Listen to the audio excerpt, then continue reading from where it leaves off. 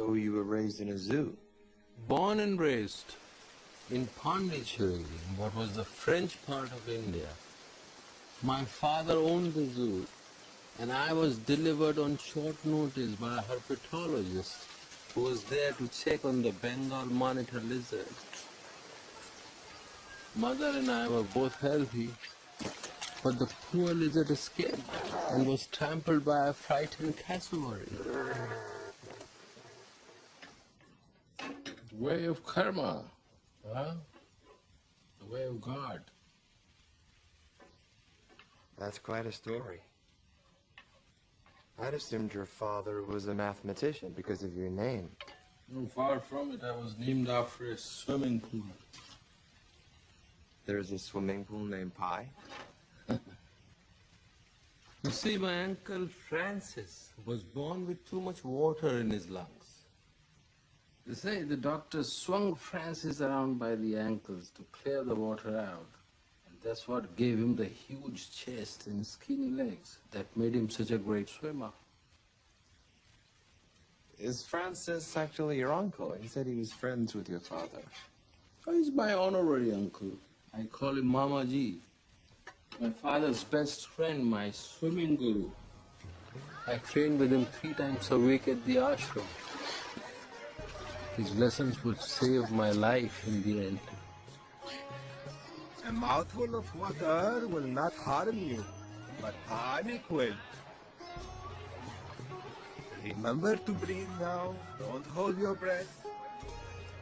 Good boy.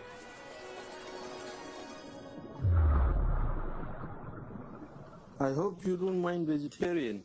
No, not at all. And your name? Huh? You were going to tell me how you got your name, I think. Oh yes, I got it from something Mamaji once told my father. You see, most travelers collect postcards or teacups on their journeys, but not Mamaji. Mamaji collects swimming pools. He swims in every pool he comes upon.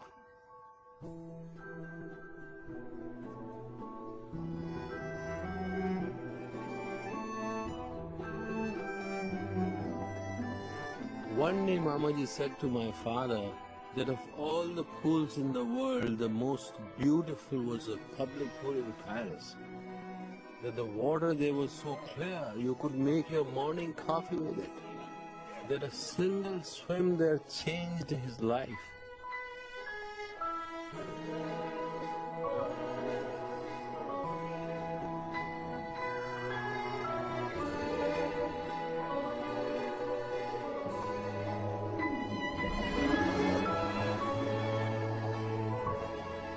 Before I was born, he said, if you want your son to have a clean soul, you must take him one day to swim in the piscine Molitor. I never understood why my father took this so much to heart. But he did. And I was named the Piscine Molitor Patel. Imagine me trying to explain that name. I barely made it to the age of 11 before... Are you pissing right now? Look at him, he is pissing. With one word, my name went from an elegant French swimming pool to a stinking Indian latrine. I was pissing everywhere. No pissing in the schoolyard!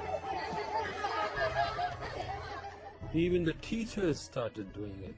Not deliberately, of course. So then, what might occur if you release gas too quickly? Pissing? He said pissing,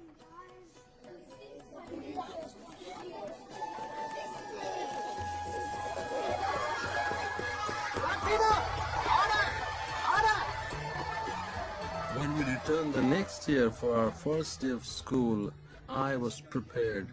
Listen, sir. Piscine Patel.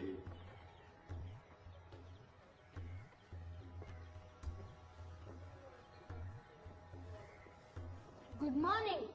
I am Piscine Monitor Patel, known to all as Pi. the 16th letter of the Greek alphabet, which is also used in mathematics to represent the ratio of any circle's circumference to its diameter. An irrational number of infinite length, usually rounded to 3 digits, as 3.14 pi. Very impressive. Hi. Now sit down. R. Velusamy. And from then on, you were pi? S. Ramanathan. Well, no, not quite. R. Murugan. Nice try, PC. But I still had the whole day ahead of me. French class was next. Je m'appelle Piscine Monitor Patel. Did pi. Then geography. These are the first 20 decimal places of pi. My last class of the day was mathematics.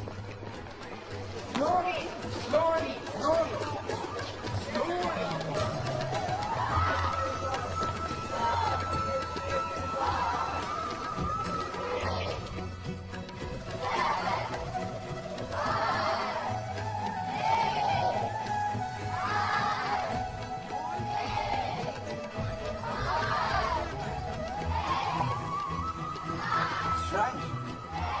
He's really doing this.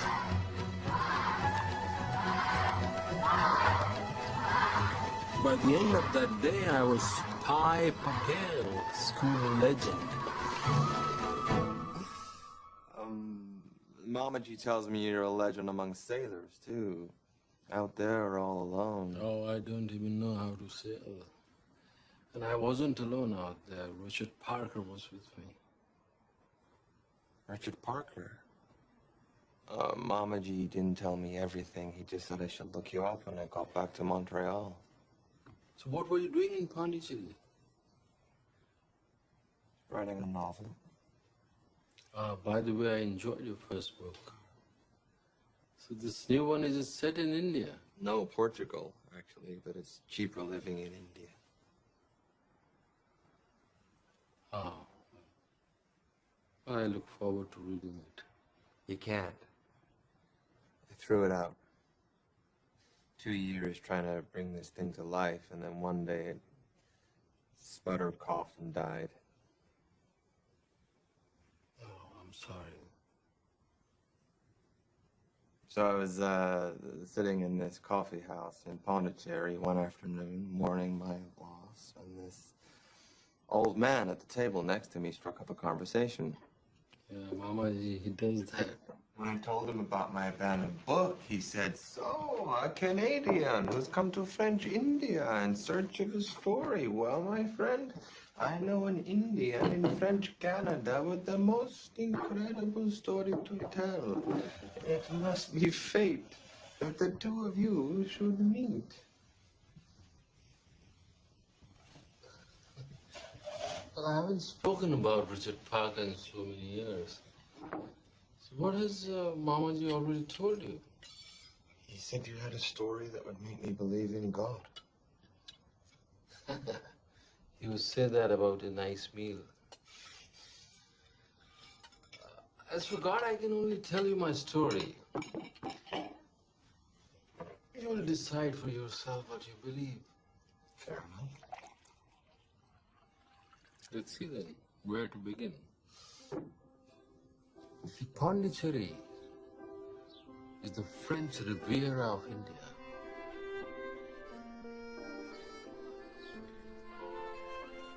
In the streets closest to the ocean, you might think you were in the south of France.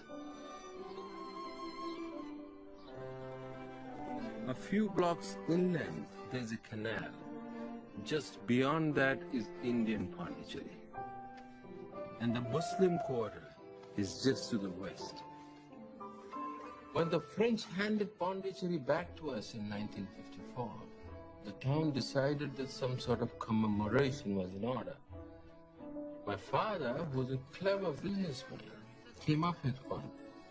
He ran a hotel and he got the idea to open a zoo in the local botanical gardens instead.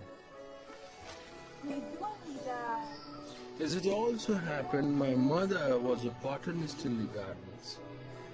They met, married, and a year later my brother Ravi was born. I came 2 years after that. Sounds magical. Growing up.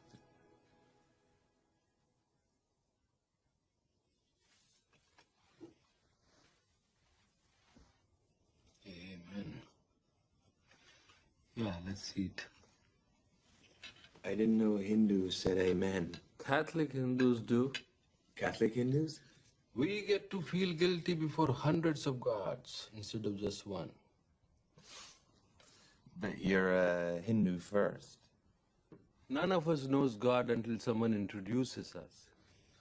I was first introduced to God as a Hindu. There are 33 million gods in the Hindu religion. How can I not come to know a few of them? I met Krishna first. Yashoda ഒരു തരം കുട്ടി കൃഷ്ണനെ ചെല്ലമ്മ തെറ്റണം ചിച്ചി കുറുമ്പ് പയ്യൻ അഴുക്ക് വായിലെ പോട്ടുക്കാതെ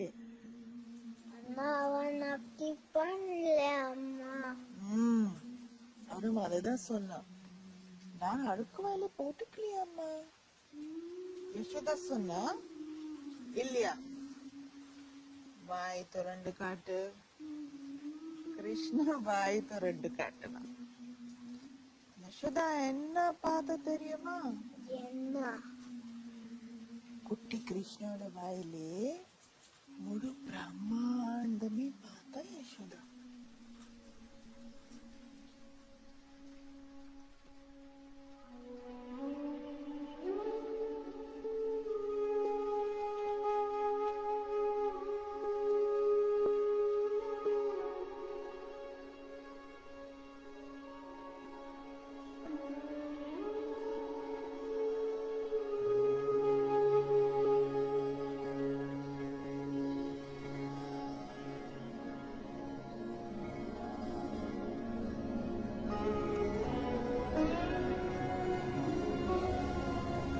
The gods were my superheroes growing up.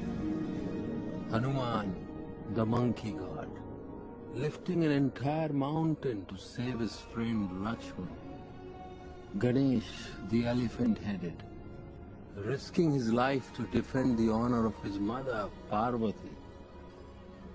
Vishnu, the supreme soul, the source of all things. Vishnu sleeps floating on the shoreless cosmic ocean, and we are the stuff of his dreaming. Spectacle. Don't let these stories and pretty lights fool you, boys. Religion is darkness. My dear Appa believed himself part of the new India. As a child, he had had polio. He used to lie in bed racked with pain, wondering where God was. In the end, God didn't save him. Western medicine did.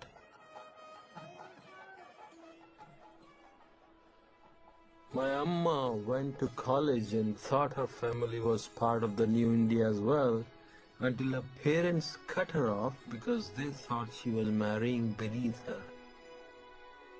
Her religion was the only link she had to her past.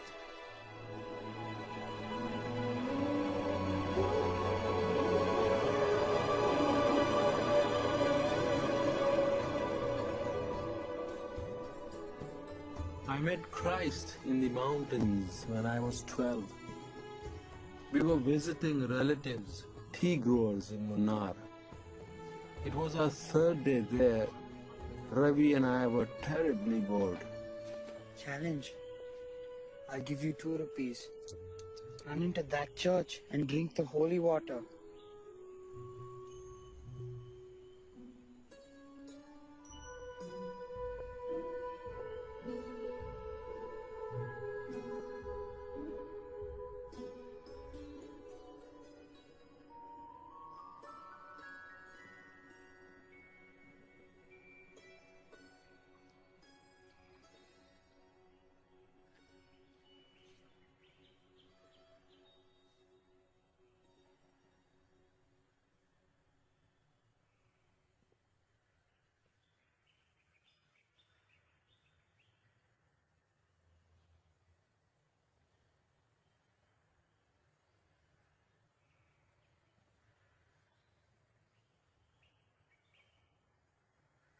You must be thirsty.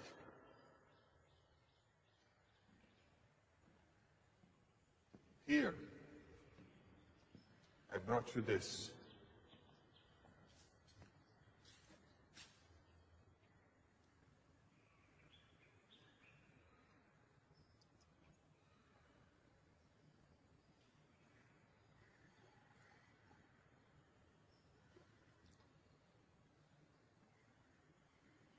Why would a God do that? Why would he send his own son to suffer for the sins of ordinary people? Because he loves us. God made himself approachable to us, human, so we could understand it.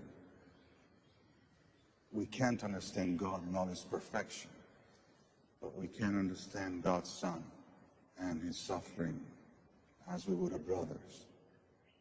That made no sense. Sacrificing the innocent to atone for the sins of the guilty. What kind of love is that? But this son, I couldn't get him out of my head. If God is so perfect and we are not, why would he want to create all this? Why does he need us at all? All you have to know is that he loves us. God so loved this world that he gave his only Son. The longer I listened to the priest, the more I came to like this Son of God. Thank you, Vishnu, for introducing me to Christ.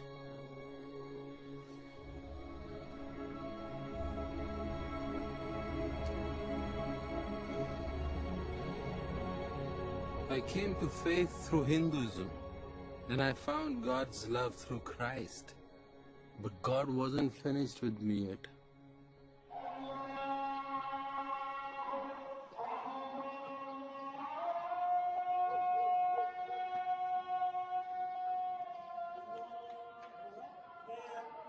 God works in mysterious ways. And so it was he introduced himself again, this time by the name of Allah.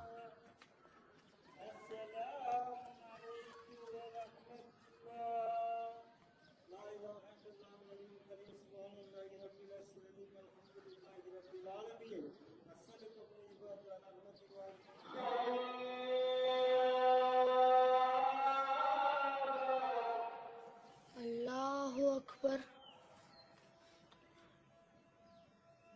My Arabic was never very good, but the sound and feel of the words brought me closer to God. In performing Salah, the ground I touched became holy ground, and I found a feeling of serenity and brotherhood.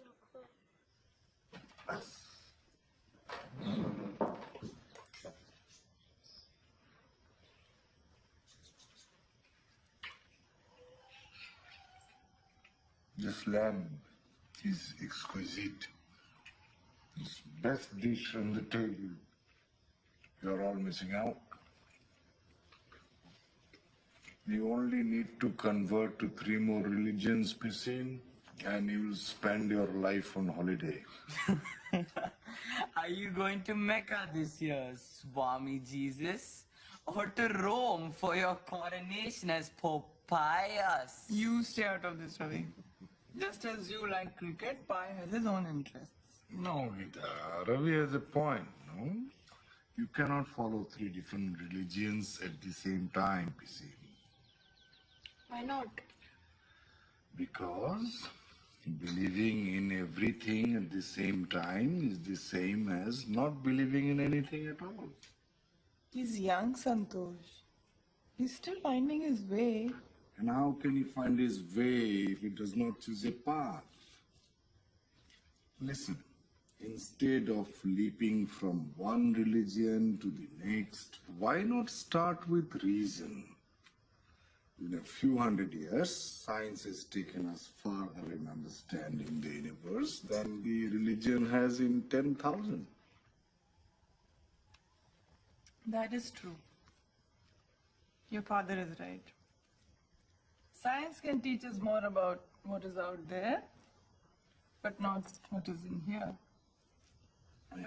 Some eat meat, some eat vegetable. I do not expect us all to agree about everything, but I'd much rather have you believe in something I don't agree with than to accept everything blindly. And that begins with thinking rationally. You understand? Good.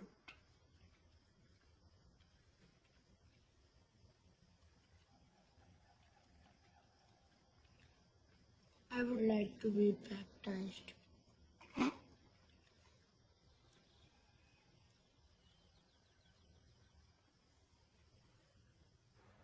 So, you're a Christian and a Muslim. And a Hindu, of course. And a Jew, I suppose. Well, I do teach a course on the Kabbalah at the university. And why not? Faith is a house with many rooms. But no room for doubt. Oh, plenty, on every floor. Doubt is useful. It keeps faith a living thing. After all, you cannot know the strength of your faith until it's been tested.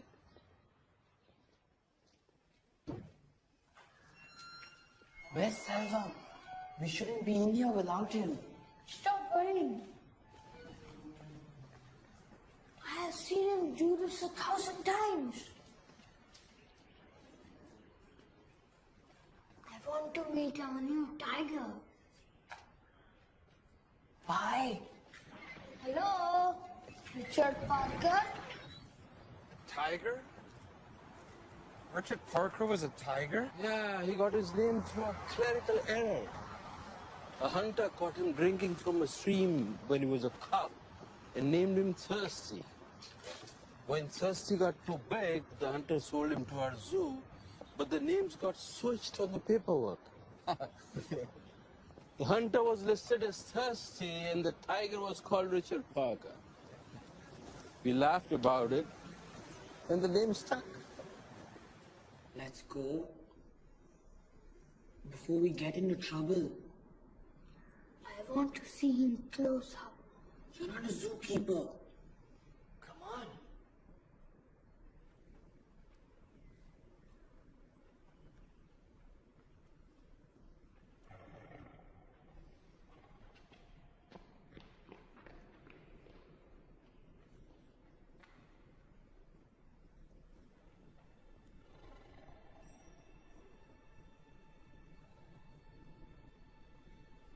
That's it, Richard Parker. It's for you.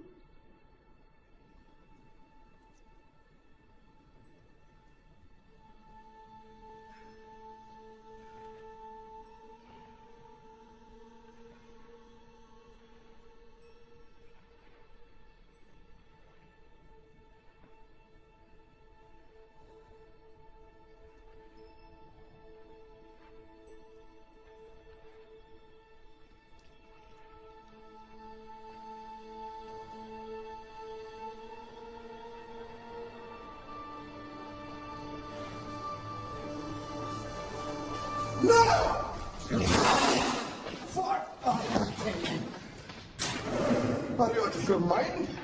Who gave you the permission to come back here?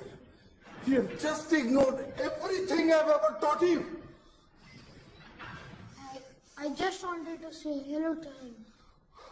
You think that tiger is your friend. He's an animal, not a playmate. Animals have souls. I have seen it in their eyes.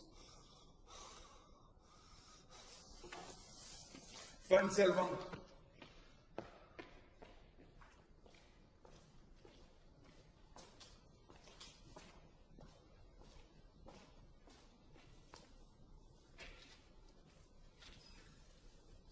Sir பையன் ரொம்ப சின்ன பையன் sir. Anna, சொன்னதை செய். Animals do not think like we do.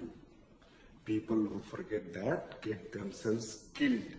The tiger is not your friend. When you look into his eyes, you are seeing your own emotions reflected back at you. Nothing else. We stop it. Say you're sorry. Have you done this, You know what your father said about coming back here? I am sorry. I was. What are you thinking? This is between a father and his sons. Selvam, cut away.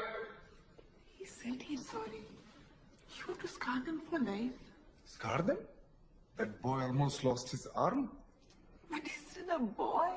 He will be a man sooner than you think. And this is a lesson I do not want them ever to forget.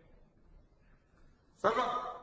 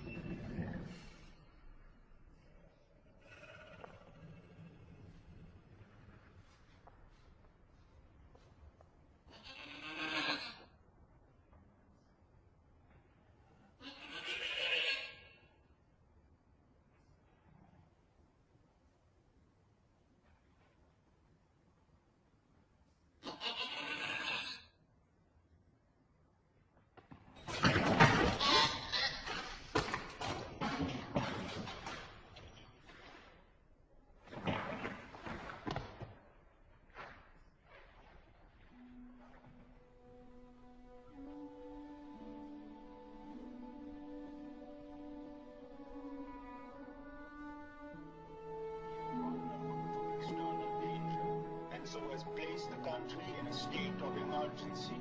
Under the directive, the states of Gujarat and Tamil Nadu will be placed under the direct authority of the central government. Police will be granted powers to arrest and indefinitely detain citizens responsible for terrorizing or authorizing the responsible for demoralizing. Things changed after the day of Papa's lesson. The world had lost some of its enchantment. School was a bore, nothing but facts, fractions, and French.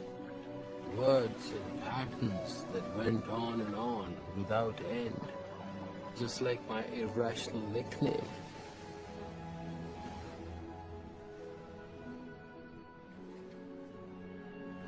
I grew restless, searching for something that might bring meaning back into my life.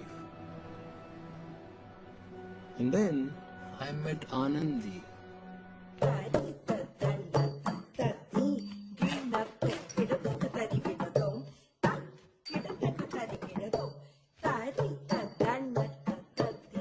Mother made me study music, and one day my teacher came down with the flute.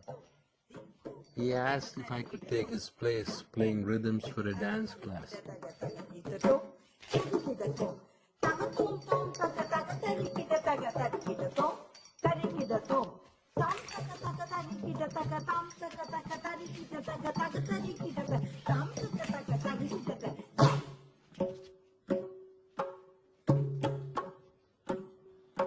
No.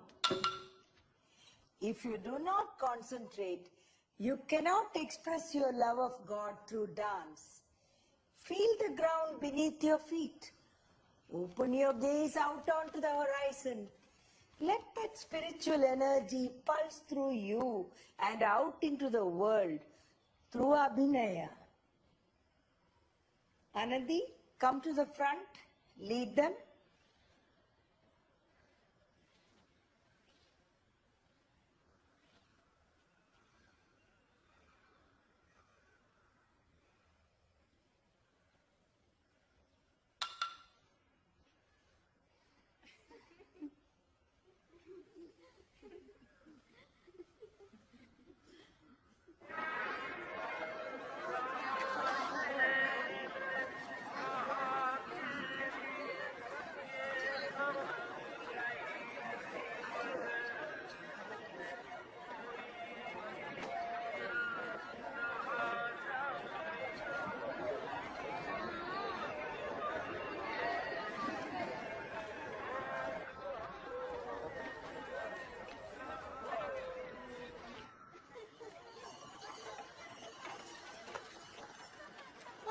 Following me.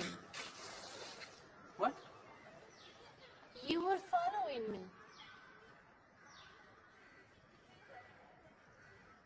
What does this mean?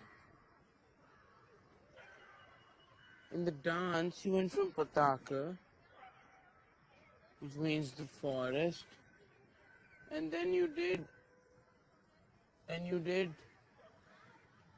Samputa, which means something that is hidden. And after that you did this,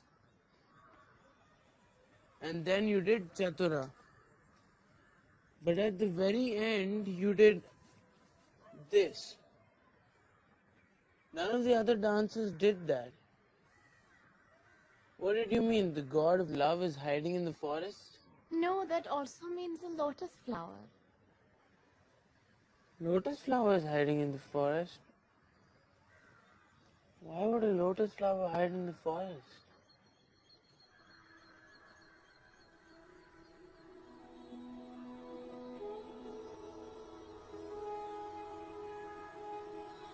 This is Richard Parker. He is the most magnificent creature we've ever had. Look at the way he's turning his head. Showing off like a dancer. No, he heard something. He's listening, you see?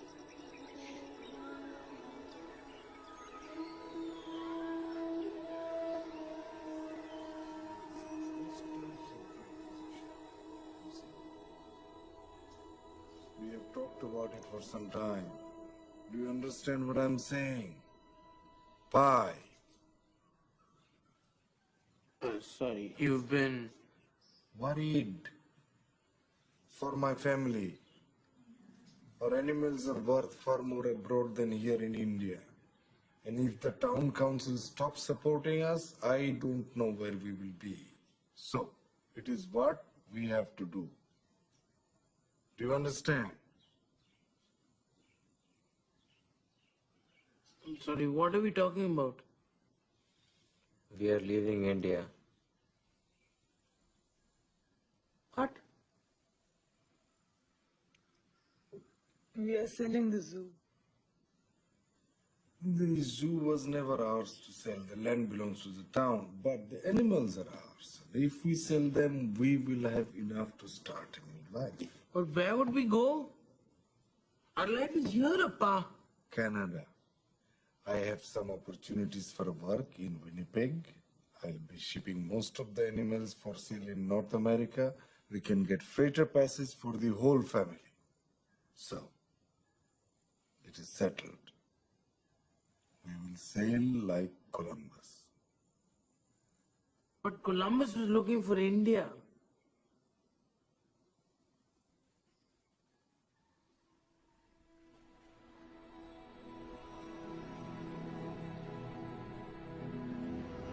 It takes a lot of work to sell a zoo.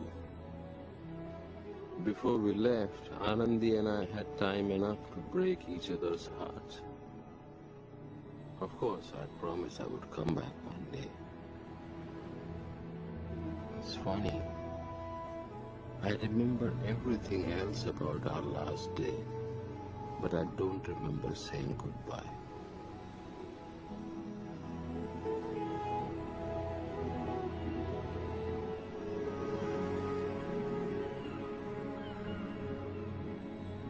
Why? They're serving dinner below.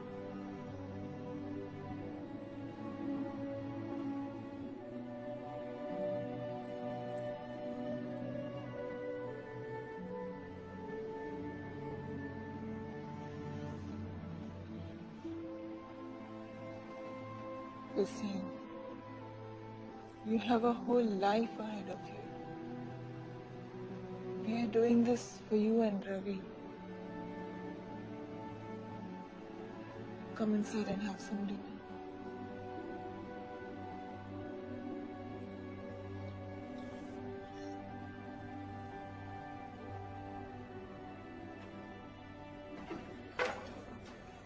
Vegetarian, please.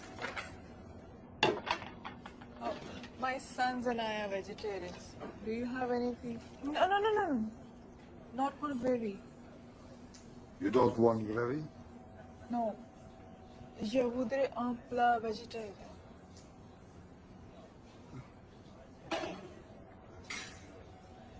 Pas de problème.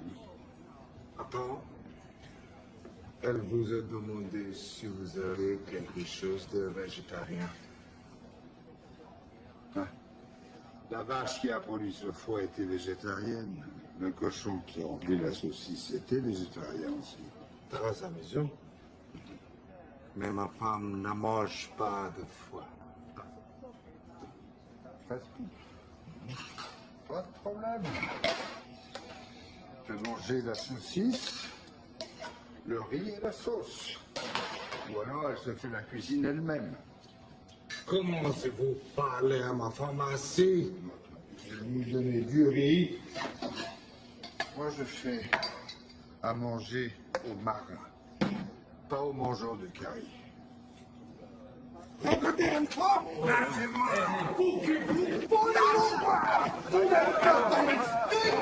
moi je nourris des gens, vous nourrissez les sacs. Allez!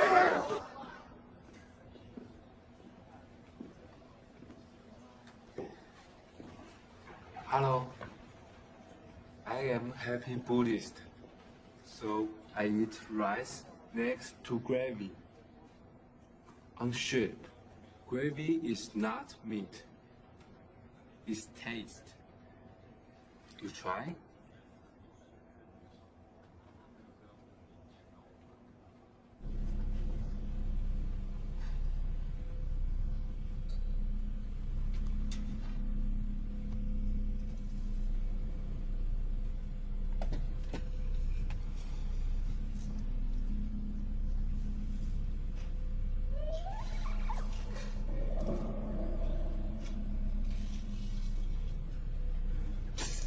Don't worry.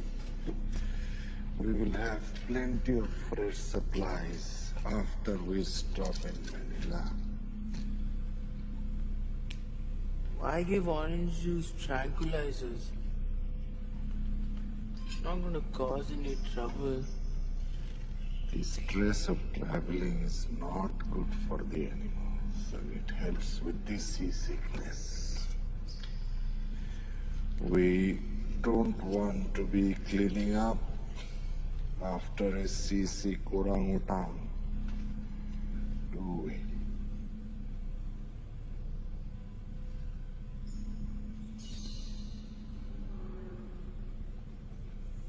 My father was a businessman. He had never tended the animals himself. I realized leaving India must have been harder for him than it was for me.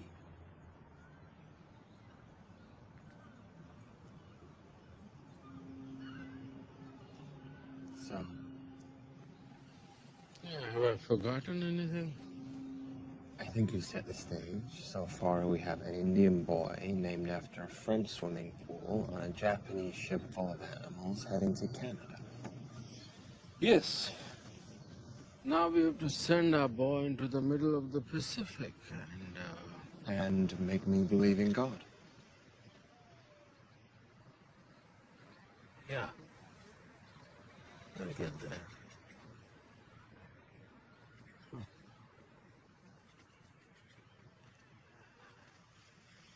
It was 4 days out of Manila, above the Mariana Trench, the deepest spot on Earth. Our ship, the Simpson, pushed on, bullishly indifferent to its surroundings. It moved with the slow, massive confidence of a continent.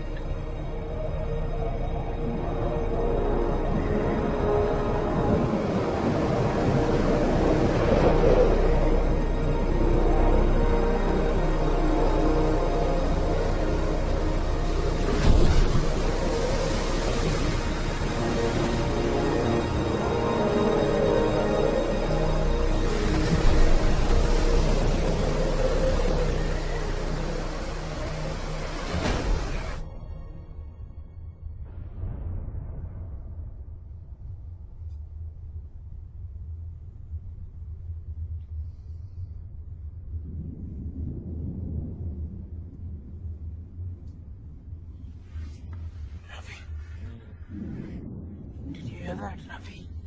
I'm sleeping. It's a thunderstorm. Let's go watch. Are you crazy? You will get hit by lightning. No, we won't. It'll hit the bridge first. Don't tempt a storm by...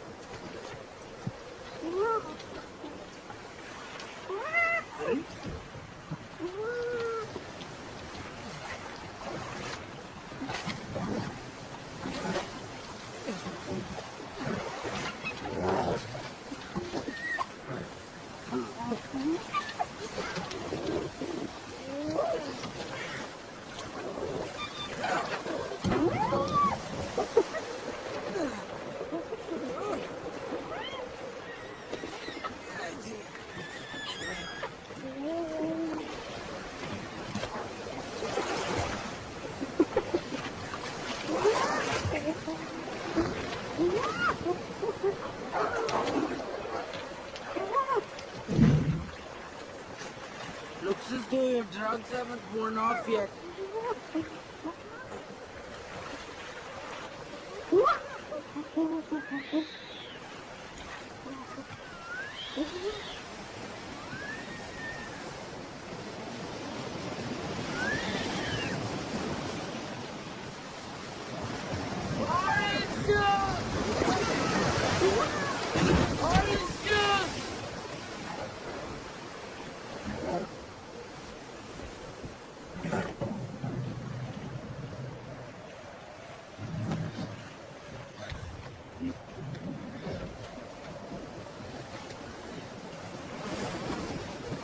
Welcome to Paisak.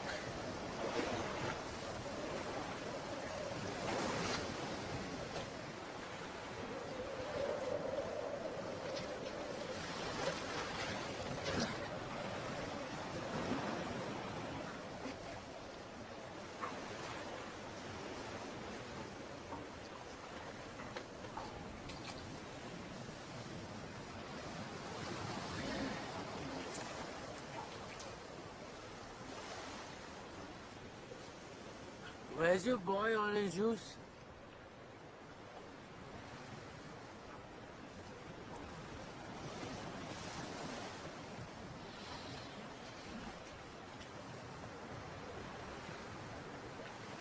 Don't worry.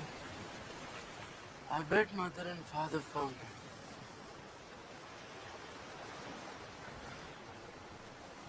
They'll all be here soon.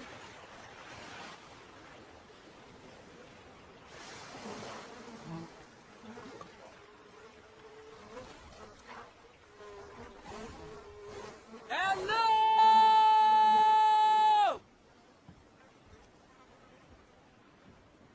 Hello!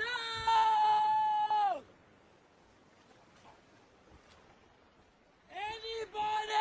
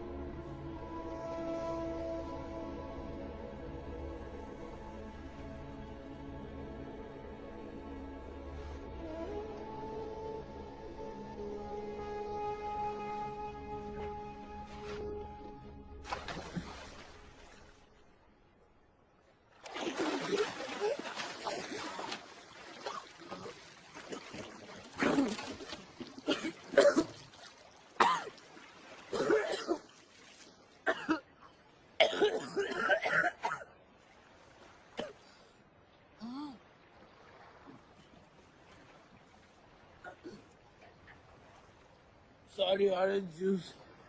I don't have any seasickness medicine for you. Surprise! Surprise!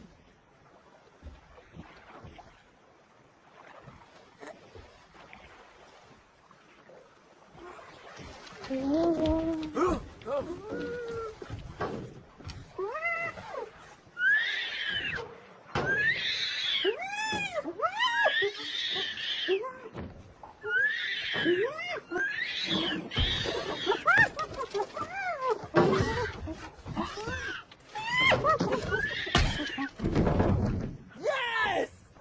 Yes!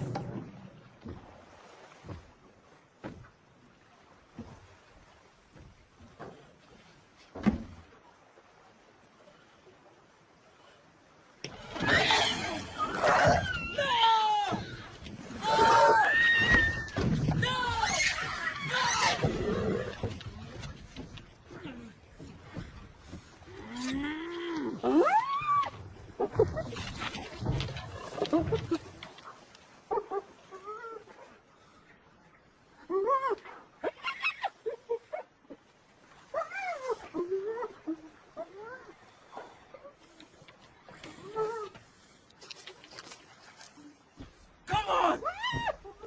Come on! Come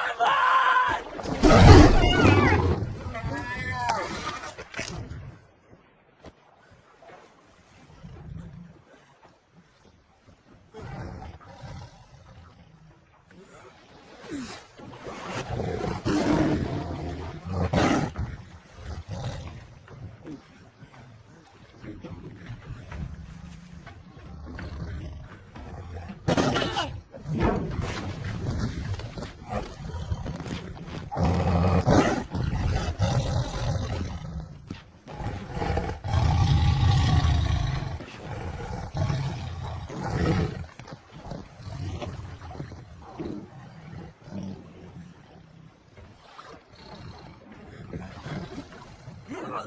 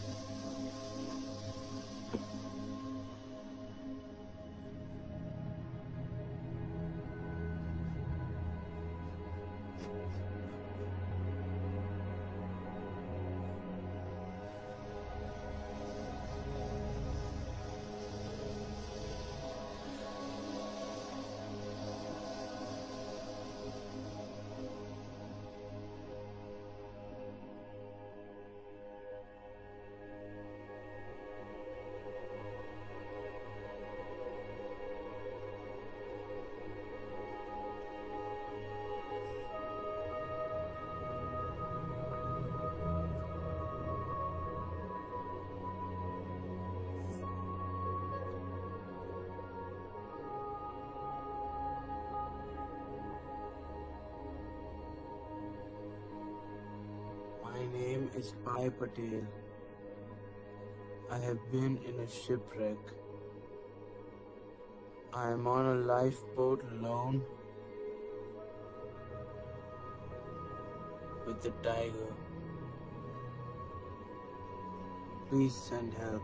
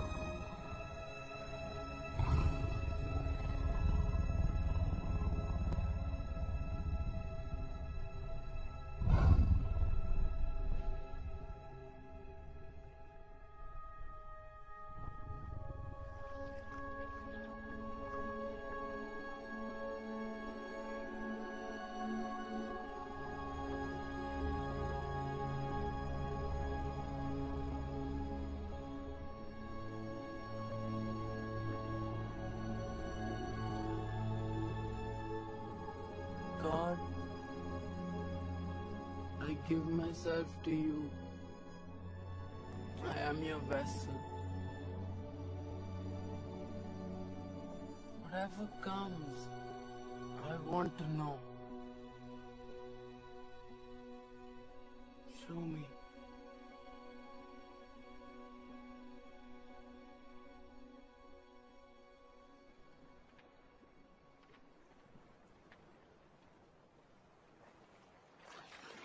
There are no lines.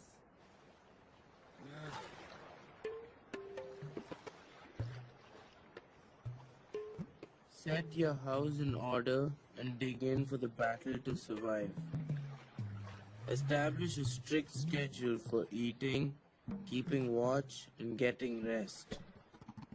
Do not drink urine or seawater. Keep busy, but avoid unnecessary exertion. The mind can be kept occupied by playing card games, 20 questions, or I Spy. Community singing is another surefire way to lift the spirits. Telling stories is highly recommended.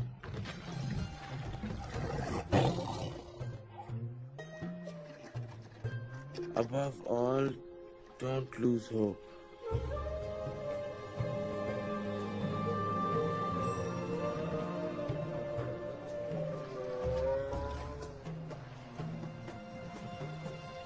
Few things can sap the spirit faster than seasickness.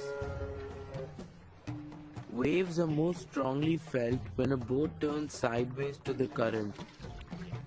A sea anchor is used as a drag to keep the boat's head to the wind. Proper use of them can increase control and reduce seasickness during rough seas. For castaways who must share their lifeboats with large, dangerous carnivores, it's advisable to establish a territory as your own. Try this method. Step 1. Choose a day when waves are moderate but regular. Step 2. With the lifeboat facing into the waves, making the ride as comfortable as possible, blow your whistle soothingly. Step 3.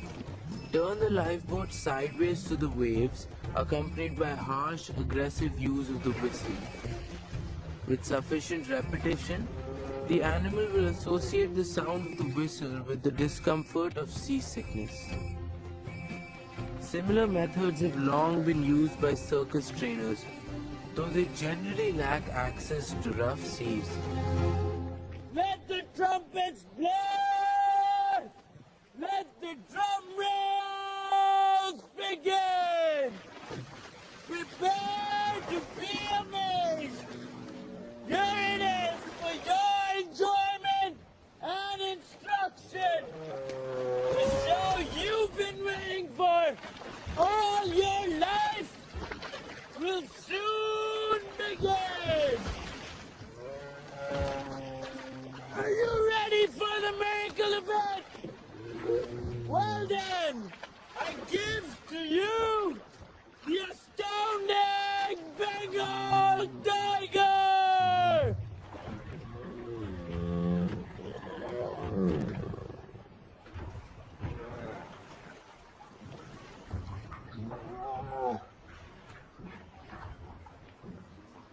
Hello, Richard Parker. Sorry about the choppy ride.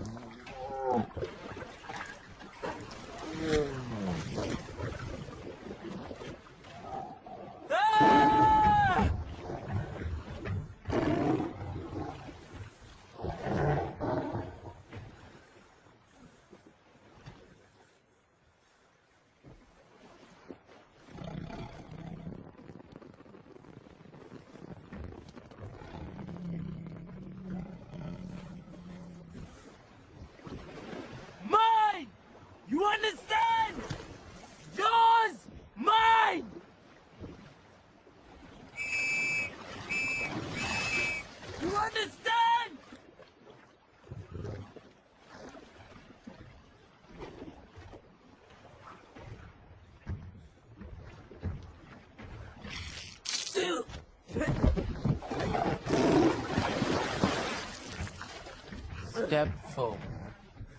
Disregard steps 1 through 3.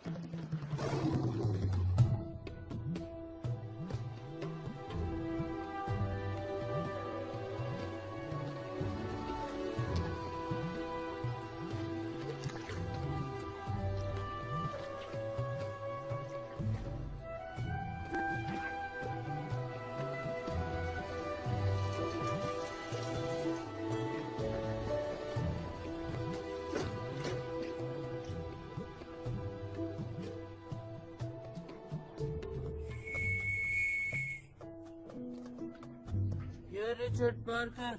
I got some water for you.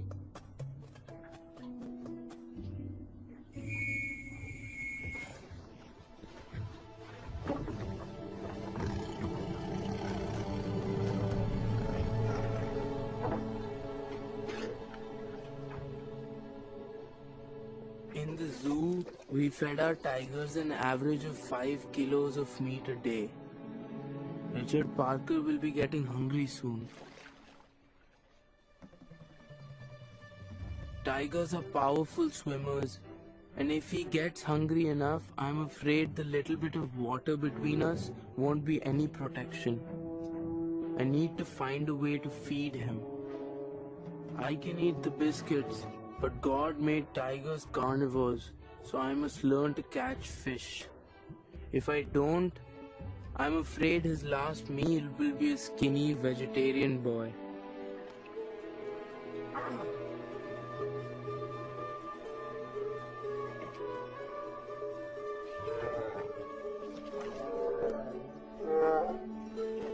Patience!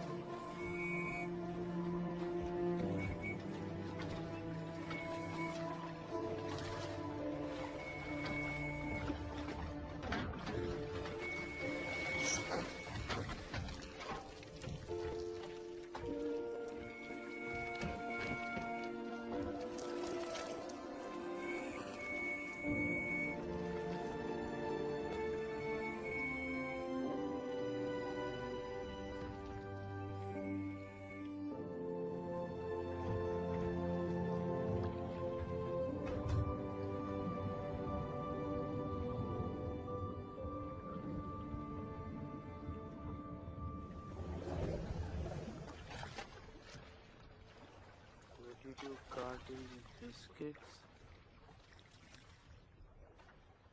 93 cans of water,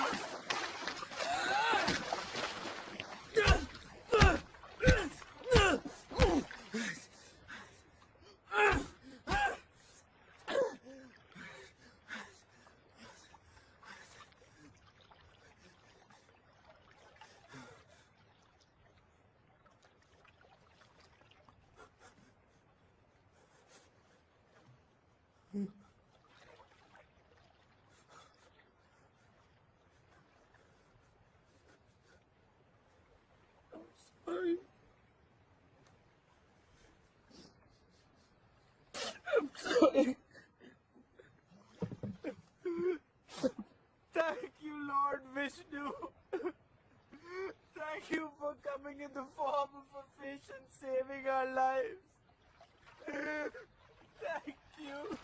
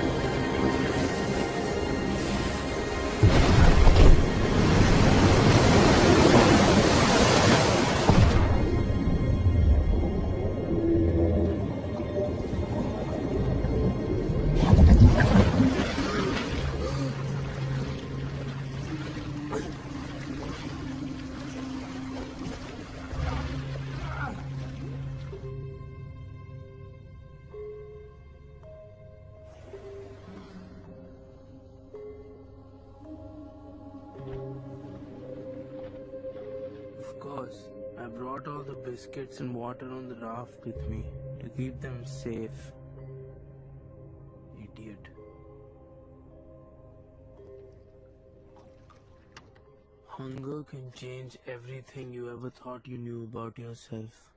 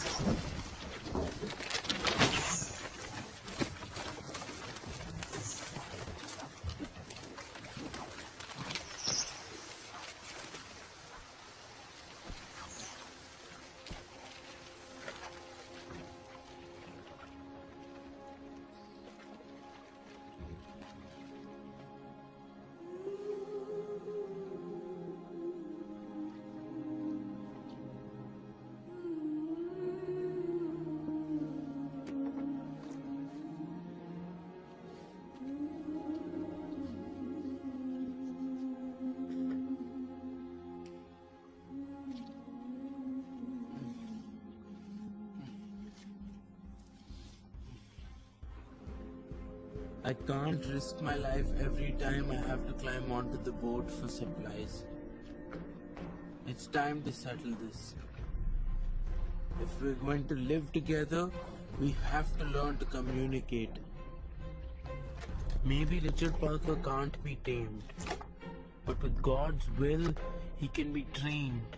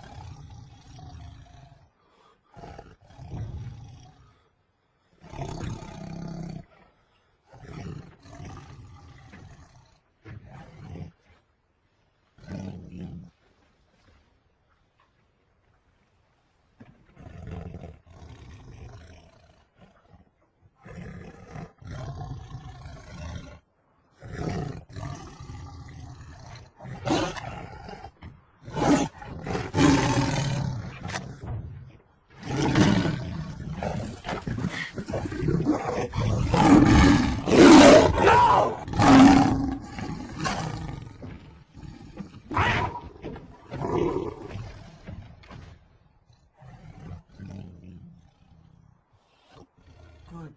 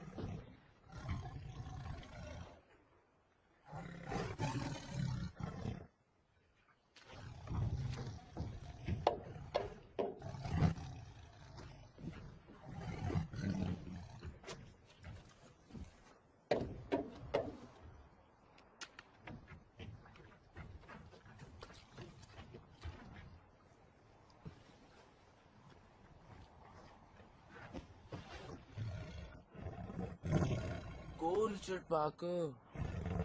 Go. Go on home. I'll leave you alone. I'll respect that. Promise.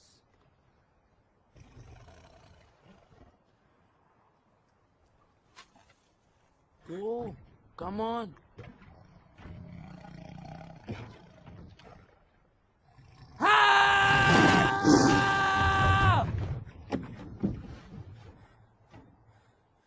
Yes.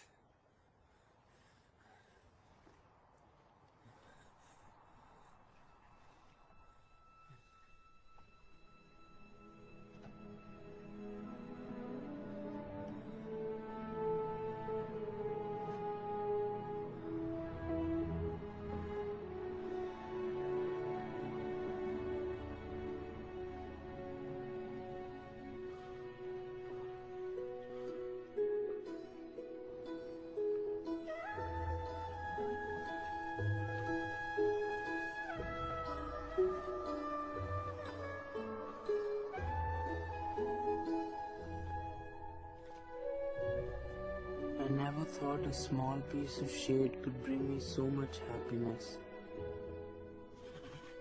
That a pile of tools, a bucket, a knife, a pencil might become my greatest treasures, or that knowing Richard Parker was here might ever bring me peace. In times like these, I remember that he has as little experience of the real world as I do. We were both raised in a zoo by the same master. Now we've been orphaned, left to face our ultimate master together.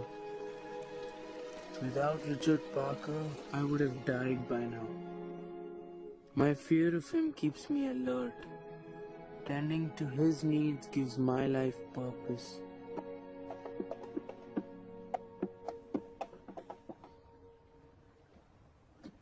Dolphins? Hey, Richard Parker!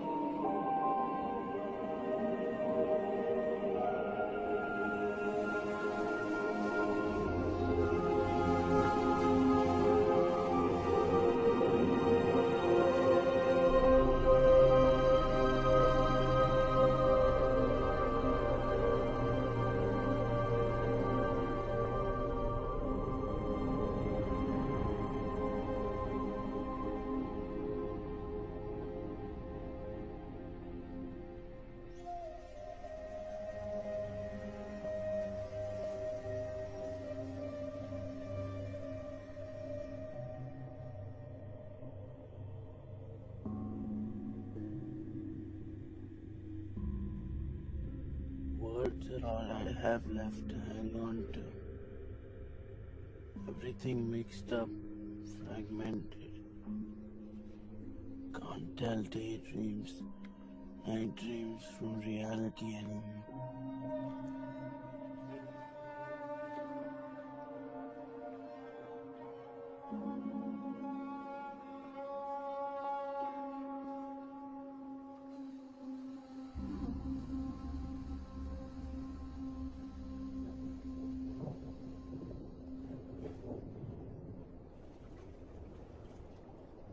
Storm, Richard Parker.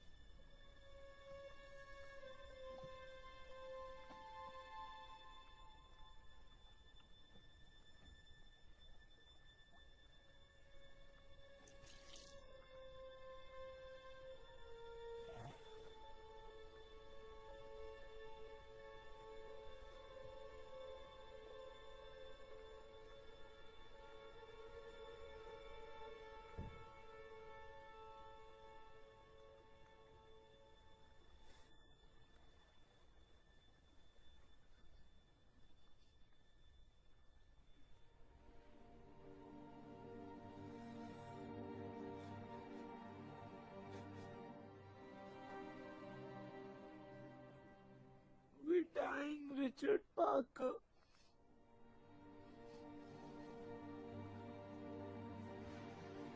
I'm sorry.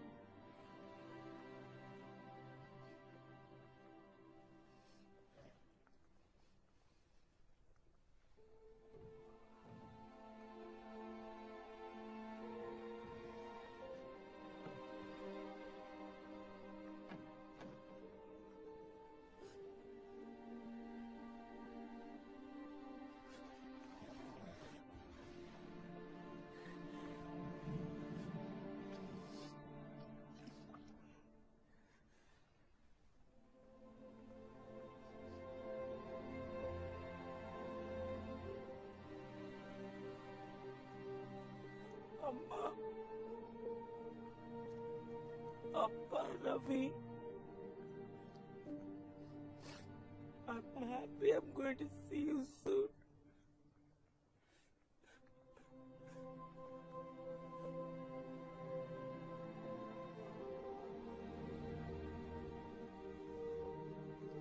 Can you feel the rain?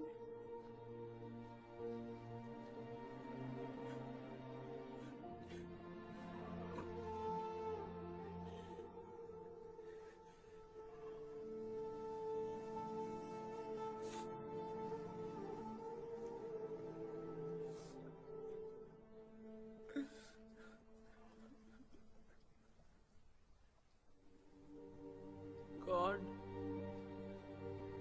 thank you for giving me my life. I'm ready now.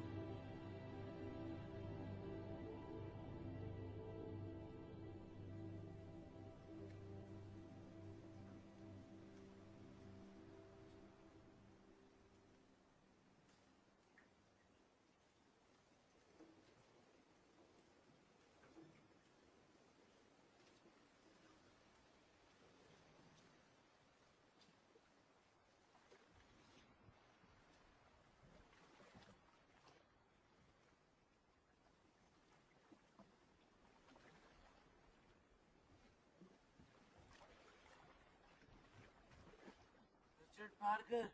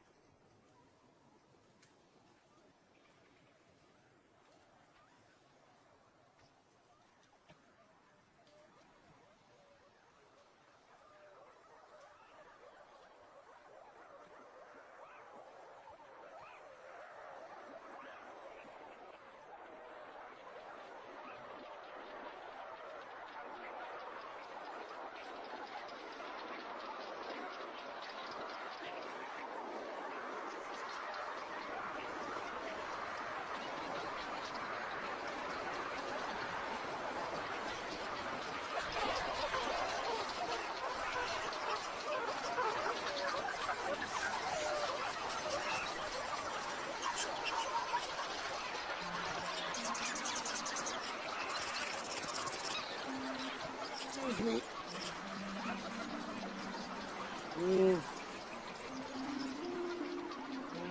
Excuse me.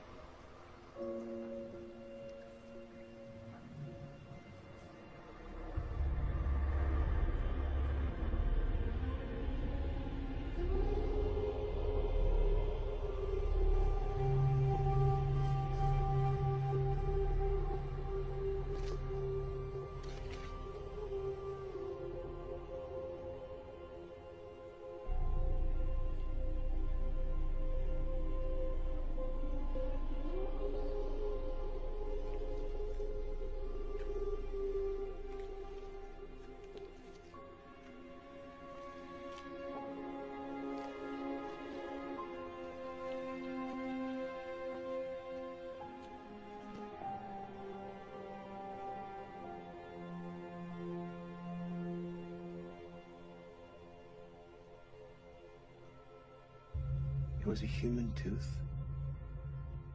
Don't you see, the island was carnivorous. Carnivorous? Like a Venus flytrap? Yes. The whole island. The plants, the water in those pools, the very ground itself.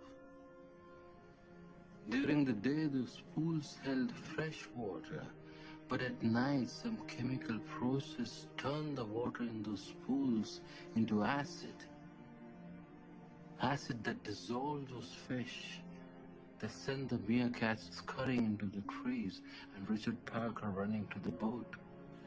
Where'd the tooth come from? Years ago, some poor fellow just like me must have found himself stranded on that island, and like me thought he might stay there forever. But all that the island gave him by day, it took away again by night. To think how many hours spent with only meerkats for company, how much loneliness taken on. All I know is that eventually he died and the island digested him, leaving behind only his teeth. I saw how my life would end if I stayed on that island, alone and forgotten. I had to get back to the world or die trying.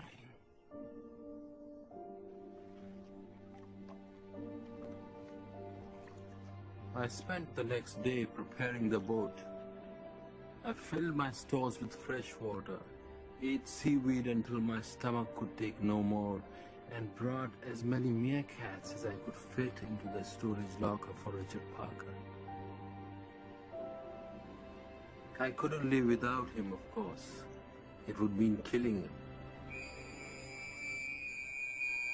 And so I waited for his return. I knew he wouldn't be late. Richard Parker!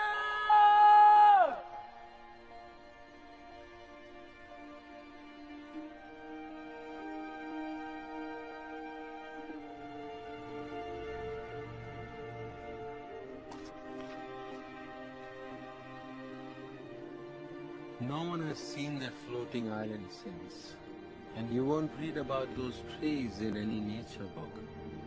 And yet, if I hadn't found those shores, I would have died. And if I hadn't discovered that tooth, I would have been lost, alone forever. Even when God seemed to have abandoned me, He was watching. Even when He seemed indifferent to my suffering, He was watching. And when I was beyond all hope of saving, He gave me rest. That gave me a sign to continue my journey.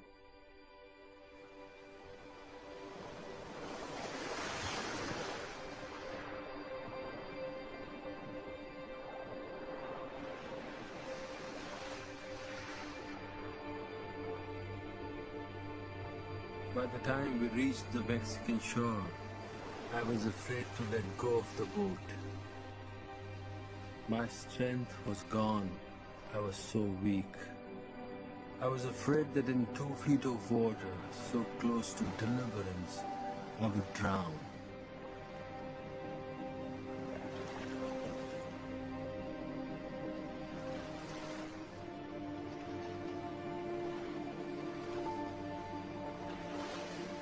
I struggled to shore and fell upon the sand.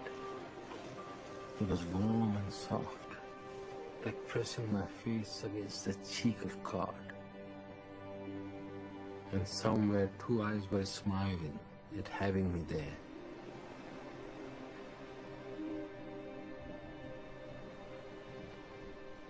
I was so spent, I could hardly move.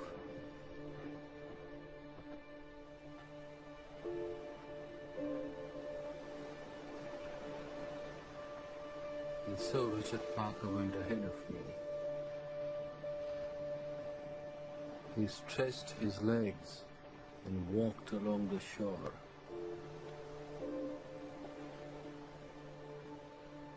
At the edge of the jungle, he stopped. I was certain he was going to look back at me, flatten his ears to his head, growl, that he would bring our relationship to an end in some way. But he just stared ahead into the jungle.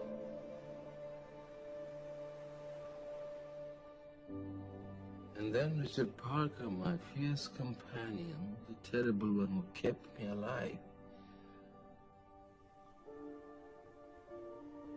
disappeared forever from my life.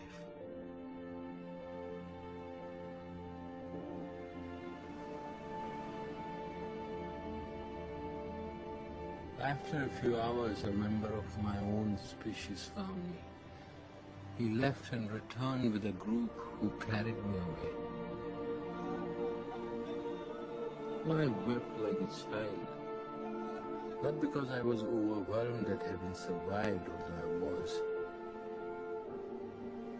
I was weeping because Richard Parker left me so unceremoniously. It broke my heart.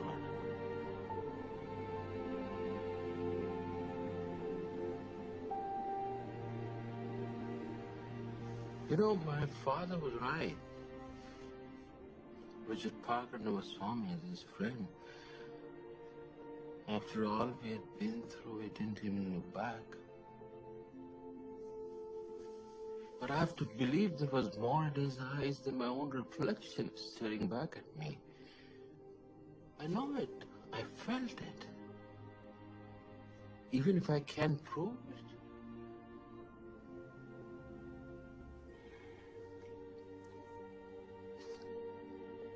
You know, I've left so much behind. My family, the zoo, India, Anandi. I suppose in the end, the whole of life becomes an act of letting go. But what always hurts the most is not taking a moment to say goodbye. I was never able to thank my father for all I learned from him. To tell him without his lessons, I would never have survived. I know Richard Parker is a tiger, but I wish I had said, it's over, we survived. Thank you for saving my life. I love you, Richard Parker. You'll always be with me. I can't be with you.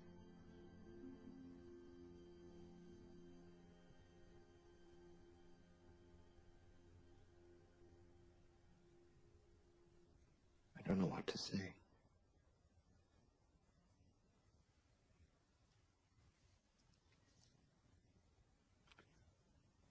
You know, it's hard to believe, isn't it? It is a lot to take in, to figure out what it all means. Oh, if it happened, it happened. Why should it have to mean anything? Some of it is pretty incredible. See, I was the only one who survived the shipwreck. The Japanese shipping company sent 2 men to talk to me in the Mexican hospital where I was recovering. I still have a copy of the report. They had insurance claims to settle. They wanted to find out why the ship sank. They didn't believe me either. Thousands of meerkats on a floating carnivorous island, and no one has ever seen it. Yes, just like I told you. Bananas don't float. You said the orangutan floated to you on a bundle of bananas, but bananas don't float. Of course they do. You try it for yourself. In any case, we are not here to talk about the bananas or meerkats. Look, I've just told you a long story and I'm very tired. We are here because a Japanese cargo ship sunk in the Pacific. Something I never forget. I lost my whole family.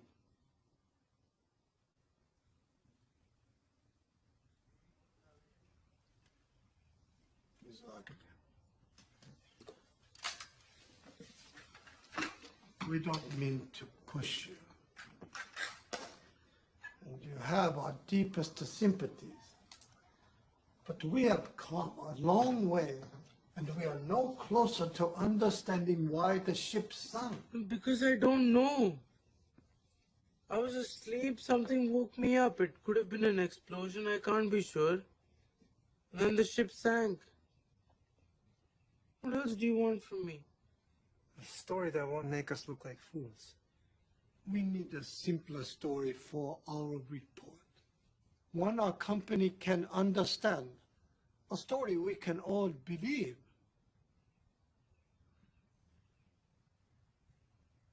A story without things you've never seen before. That's right. Without surprises, without animals or islands. Yes. The truth.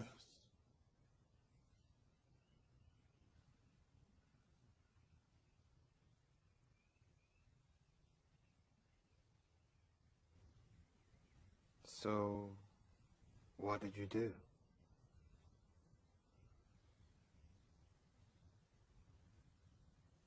I told them another story. 4 of us survived.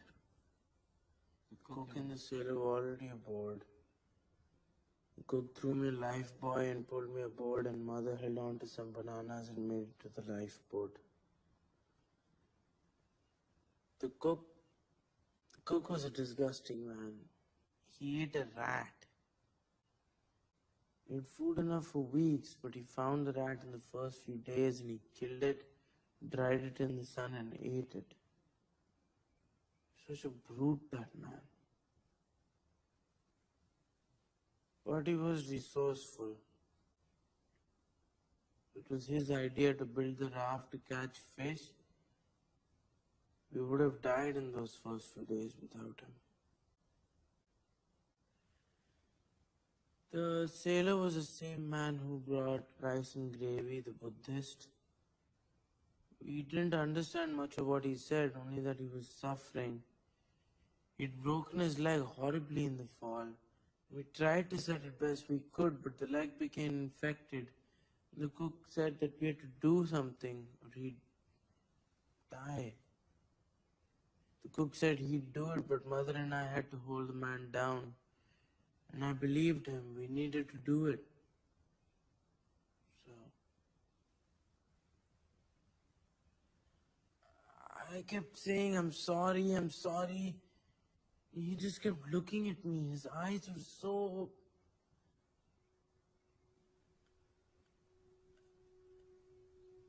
I'll never understand the point of that man's suffering. I can still hear him. The happy Buddhist, he only ate rice and gravy.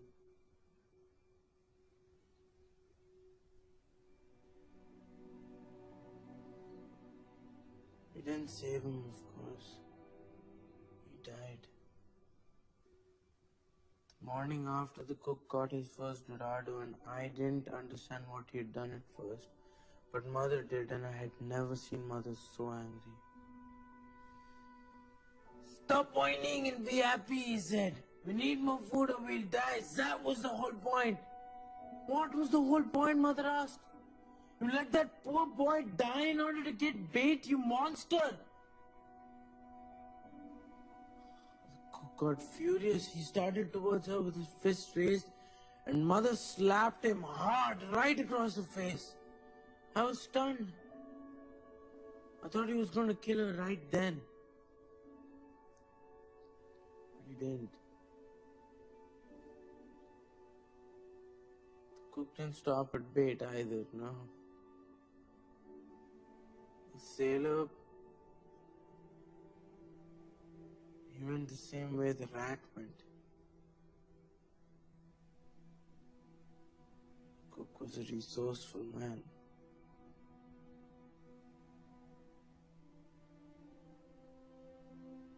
a week later that because of me. Because I couldn't hold on to a stupid turtle. It slipped out of my hands and swam away. And the cook came up and he punched me on the side of my head and my teeth clacked and I saw stars. I thought he was going to hit me again, but mother started pounding on him with her fist, screaming, "Monster, monster!" She yelled at me to go to the raft. "Nipoda!" I thought she was coming with me or I'd never have. I don't know why I didn't make her go first. Think about that every day.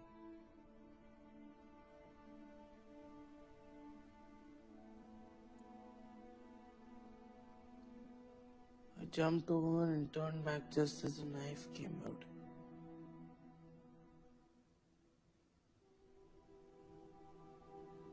There wasn't anything I could do. I couldn't look away.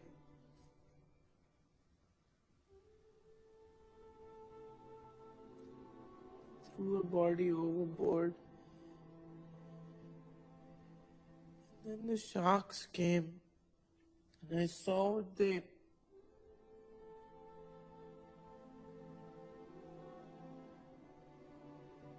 saw.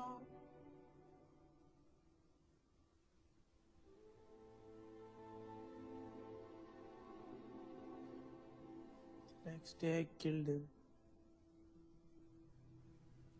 He didn't even fight back. He knew he'd gone too far, even by his own standards. He left the knife out of the bench and I did to him what he did to the sailor.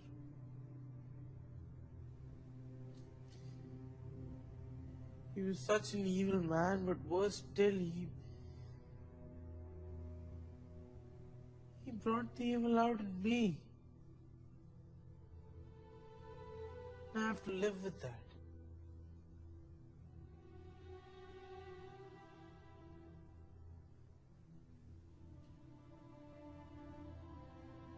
I was alone in a lifeboat, drifting across the Pacific Ocean, and I survived.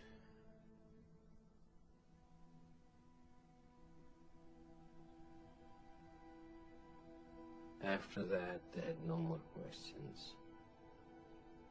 The investigators didn't seem to like the story exactly. They thanked me. They wished me well, and they left.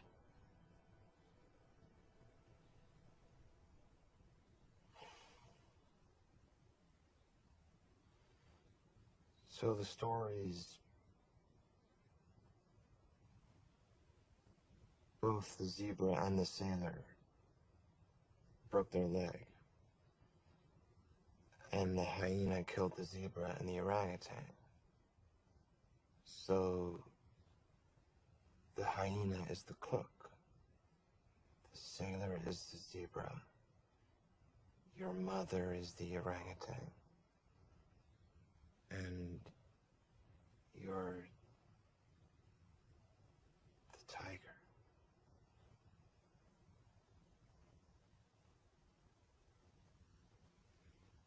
Can I ask you something? Of course. I've told you two stories about what happened out on the ocean. Neither explains what caused the sinking of the ship. And no one can prove which story is true and which is not. In both stories, the ship sinks, my family dies, and I suffer. True. So which story do you prefer?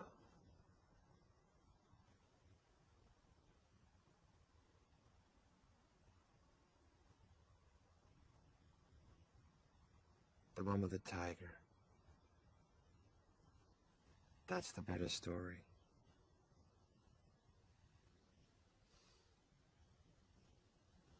Thank you. And so it goes with God.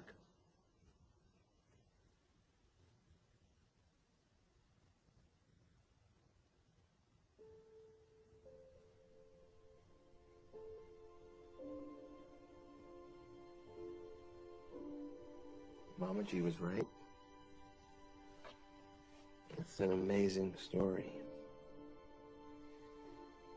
Will you really let me write it? Of course. Isn't that why Mamaji sent you here after all?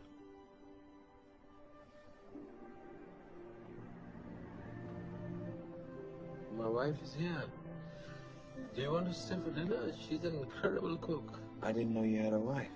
And a cat and 2 children. So your story does have a happy ending. Well, that's up to you. The story is yours now.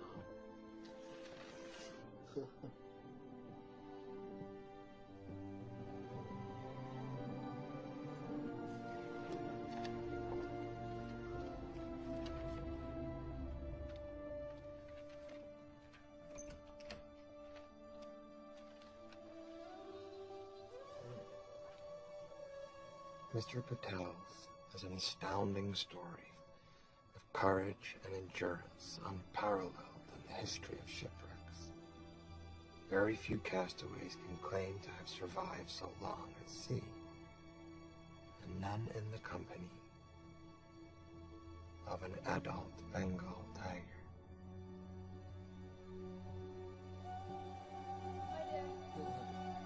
We have a guest.